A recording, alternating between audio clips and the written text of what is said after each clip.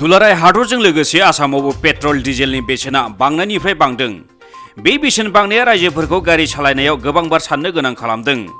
दिनै गुवाहाटीआव पेट्रला 1 लिटाराव 100 रां जाहैबाय। बे रां बांनायनि बिथिङाव रायजोफ्रा ओरैबायदि बुङो।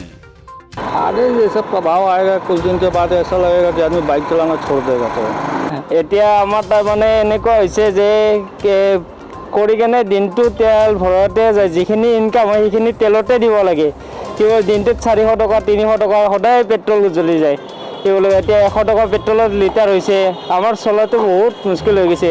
কিবা চৰকাৰক এতিয়াই অনুৰোধ জনাওঁ যে তেলৰ দামটো কিবা কৰি কমাই দিয়ে আৰু। এইটো 100 টকা হ'ল বহুত আমাৰ হেৰি হৈ আছে আৰু মানে দামটো বাঢ়ি যোৱাৰ কাৰণে বহুত প্ৰব্লেম হৈ আছে। অটো চালাও তথাপিতো আমাৰ কিছুমান কাষ্টমাৰে মানে মানৱতা খাতিৰত অলপ দিয়ে।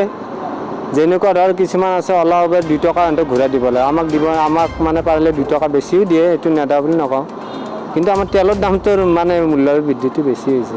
এগৰাকী মহিলা হিচাপে মই এইটোৱে ক'ব পাৰিছোঁ যে ঘৰৰ পৰা ওলাবই নোৱাৰি, গাড়ীখন লৈ ওলোৱা মানে বহুত মানে পইচা, ঘৰৰতো বাজেটটো জানেই আৰু কিমান খৰচ। সেয়ে মানে অলপমান যদি পেট্ৰলৰ দামটো কমে আমি ওলোৱাত বজাৰ বাৰী কৰাত ऑफिस যোৱাত অলপ সুবিধা হয়। সেইটো बजट में तो फर्क आता ही है क्योंकि ये गैस सिलेंडर भी इसके लिए महंगाई है और कहीं भी जाना आना हो और हर चीज़ मतलब पूरा सामान का ही दाम बढ़ ही गया पेट्रोल के चक्कर में। तो इससे घर पे बजट का बहुत फ़र्क आता है। अभी जितना पहले लगता था उससे मतलब 20% सोच लीजिए बजट बढ़ ही गया।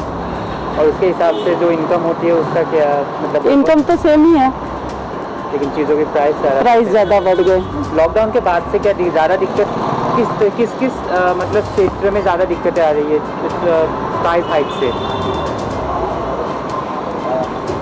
लॉकडाउन से बिजनेस डाउन है तो सब चीज़ में प्रॉब्लम ही आ रही है। ठीक है, थैंक यू सो मच।